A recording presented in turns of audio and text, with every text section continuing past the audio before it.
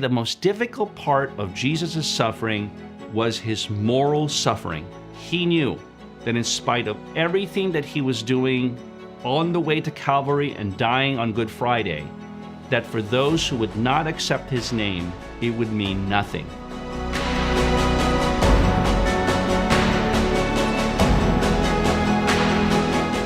Have you ever wondered, what is morality?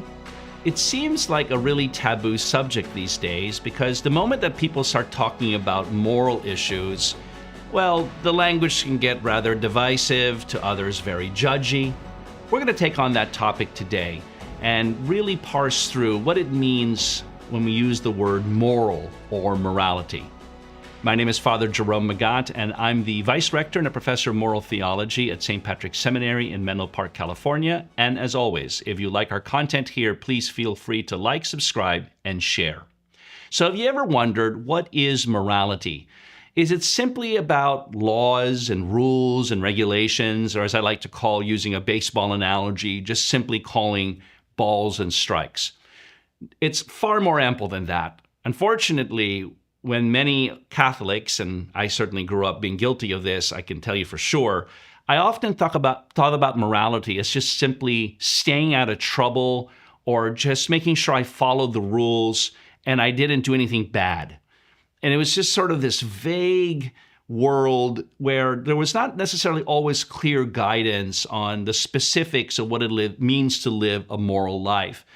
And again, if you are in an American context, for instance, as many of our listeners are, sometimes we get very litigious or just really concerned about rules and regs and laws and compliance and things of that nature. But really at its heart, the moral life is about freedom. The moral life is actually about love.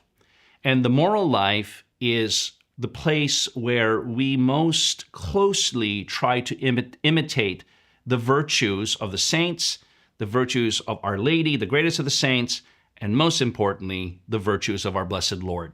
Living a life of holiness. And holiness doesn't have to just seem to be the person who's very reverent or pious, but it's actually living a fully human life where we are living up to the potential of all of the gifts that God has given us, oriented towards our final goal, which is serving him in this life so as to be happy with him in the next. It means getting to heaven. But getting to heaven isn't just a matter of following rules or regs, but it's really entering into a life of communion with God.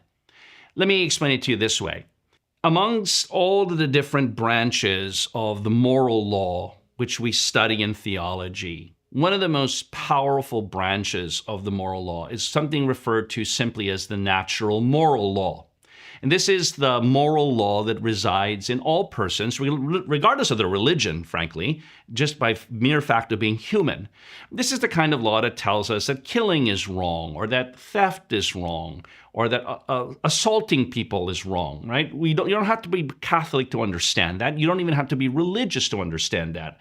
That's the natural moral law that resides in all of us. It's the law that we know naturally. The first precept of the natural moral law is to do good and avoid evil. But I am afraid that many of us are really focused on the second part of the phrase, which is avoiding evil. And if we can avoid evil, that means we're doing good. The reality is that we probably should reverse the order of this and really think this through as it's written.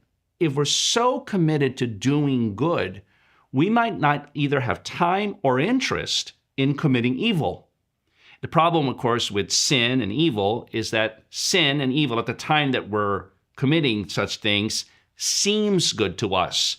Our perceptions are off. But the foundational premise of the natural moral law is before we think about even avoiding evil, it's to do good. But doing good isn't just a matter of living according to God's law. It's actually imitating his very life within us.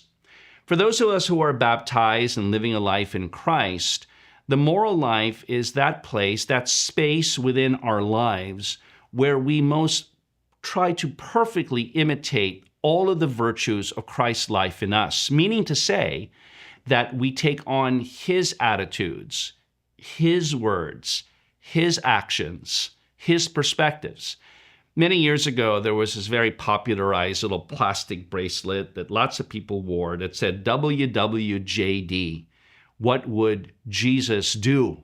I think what it was pointing to, at least at the time, was that when people are faced with moral choices, they might want to ask themselves before they act morally or immorally, if Jesus was with them, sitting right next to them, what would they do?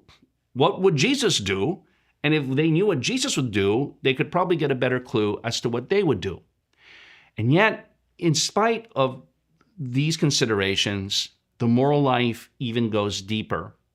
I'll give you a way of understanding this. Think, for instance, about the Passion of our Blessed Lord. The Passion of our Blessed Lord was depicted in a film about 20 years ago called The Passion of the Christ. If you've never seen it, I highly recommend it. But there have been other films that have depicted Christ's suffering.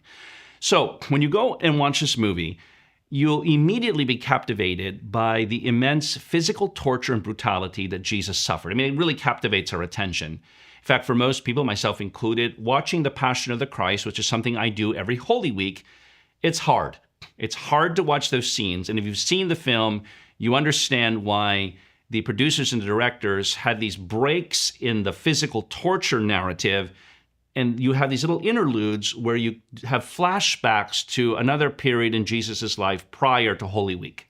You needed a break from all the monstrous brutality being enacted on his body.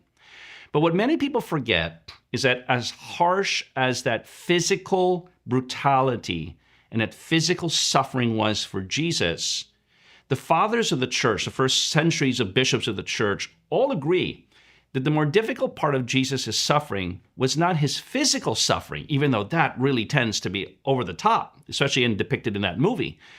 But what was more difficult for Jesus was his moral suffering, which means the word moral is not about his right and his wrong. Jesus was the paragon of all virtue, so there's no evil in him.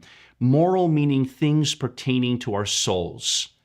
So they say the most difficult part of Jesus' suffering was his moral suffering, meaning the suffering in his soul, which was what?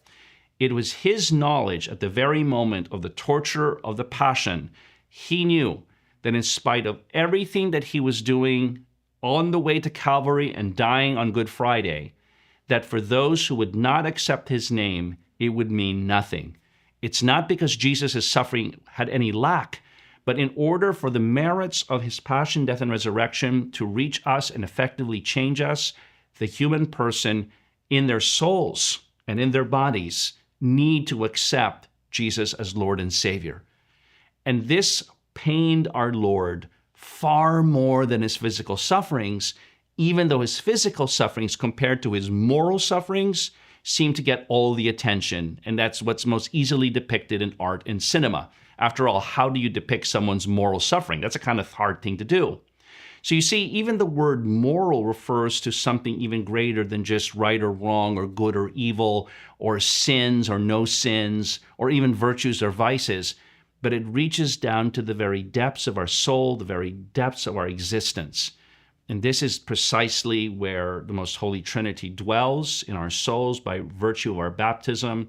And this is where virtue is created, sin is avoided, and we're able to live the precept of the natural moral law to do good and avoid evil.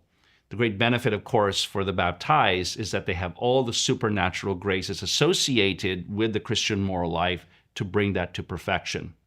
So when we start thinking about the moral or morality or things that are moral, it's not just simply about rules and regs or right and wrong, but it's entering deeply at the level of the soul, our very core innermost being, into union with God.